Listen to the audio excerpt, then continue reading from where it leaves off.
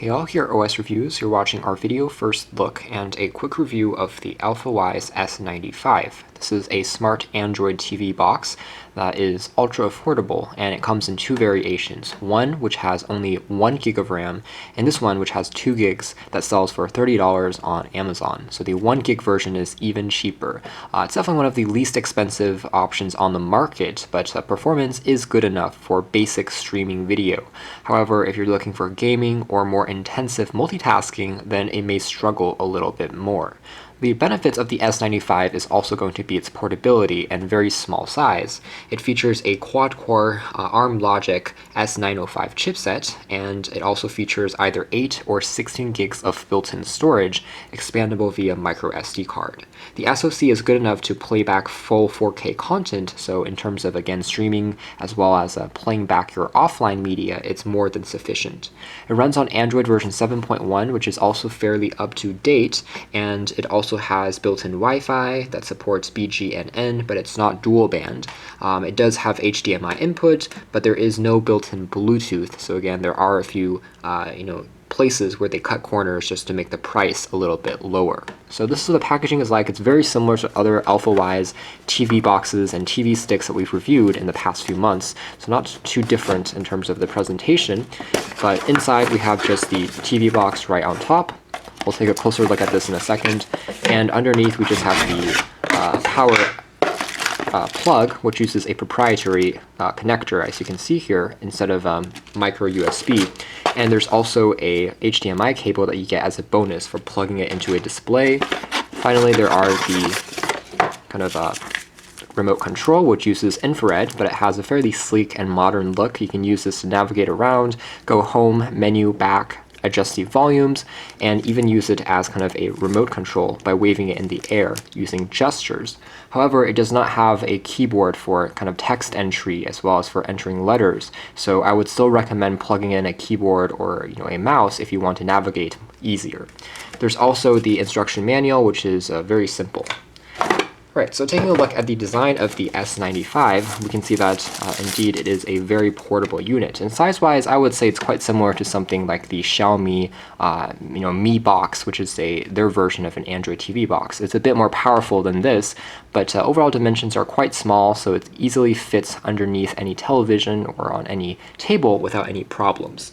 Doing a quick size comparison, I guess if we have this next to a 5.5-inch phone, you get a better idea of really just how small this thing is in terms of its form factor. Otherwise, if we take a quick look, the build is made out of a polycarbonate plastic, but it's quite hollow and lightweight. The side here does feature a few LEDs when it's plugged in that shows your power status, and on the side there's the aforementioned micro USB port for micro SD card slot for expanding the memory, and 2 USB 2.0 ports for connecting keyboards, thumb drives, and other peripherals.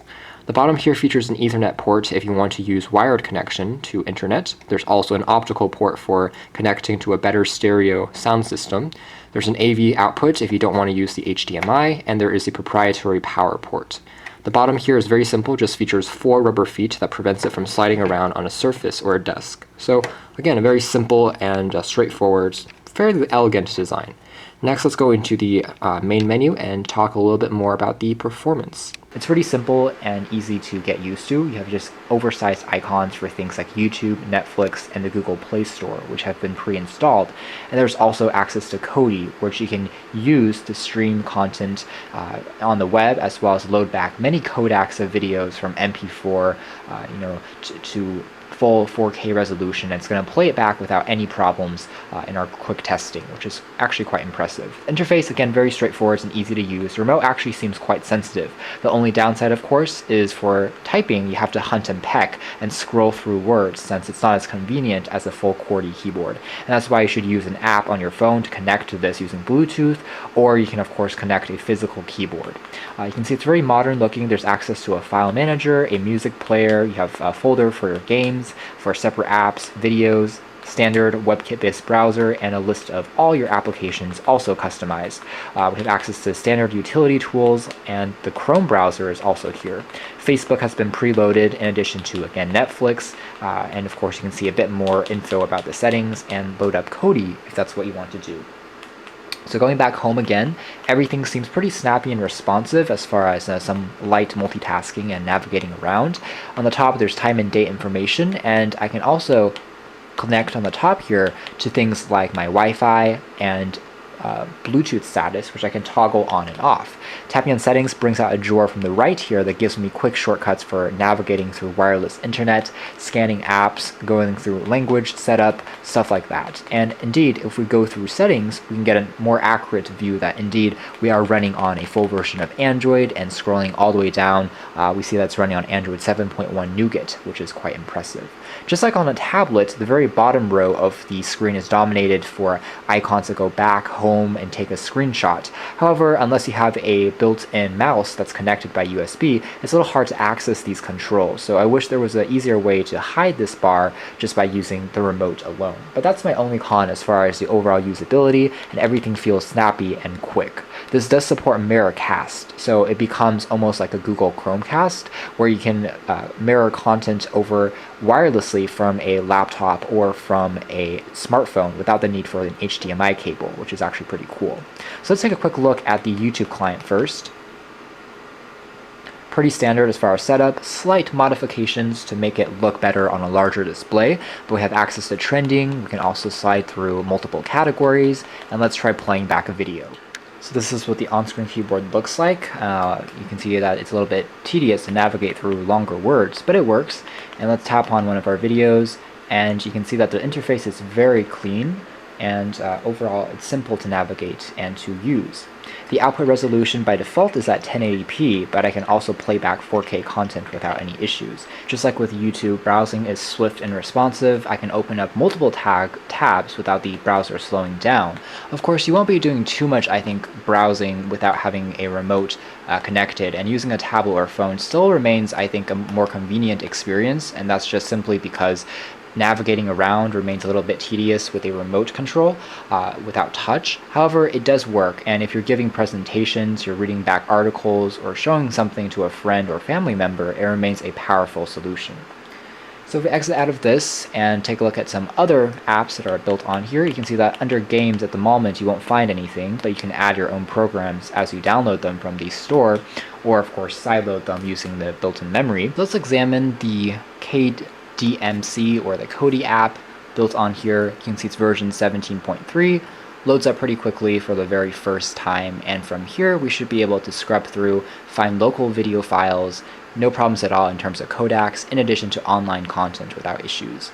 So you can see the interface here also very optimized for navigation using the remote, with an oversized time, date on the top, and navigation bars for things like selecting by type of video, so I can select by HGTV, Vice, YouTube, NBC, TED Talks, things like that. And of course I can choose music content and stream it as well, program files, and of course Android apps that are kind of recommended for media consumption are also on the bottom. From here I can also cycle through photos and again videos that are local on my device, so it's also a file manager, and of course favorite channels and favorite types of content. There's even a weather widget, which is just really a nice addition, gives you a really complete experience here. So for instance, if I really like TED Talks, I can tap on that and hopefully search for the newest. Using this list, I can then tap on here. It gives me a quick description as well as an image or a thumbnail, and then it will load it back in just a few seconds. So that's the Alfawise S95. Despite the low price, it really is good enough for streaming video, whether through YouTube, Netflix, etc., or if you're just playing back offline content and loading it into this thing. It is quite good in terms of supporting a large range of video codecs, and for these basic tasks and for installing Kodi, it more than suffices. But if you're looking for more powerful performance for things like gaming or multitasking, again, this might not be the best choice. However, it's small, it's compact, and for the average consumer, it does what a smart TV box really should do. So you can check out more details about this in our official written review, but for now, this has been our video. Thanks for watching here at OS Reviews. This has been the Alfawise S95.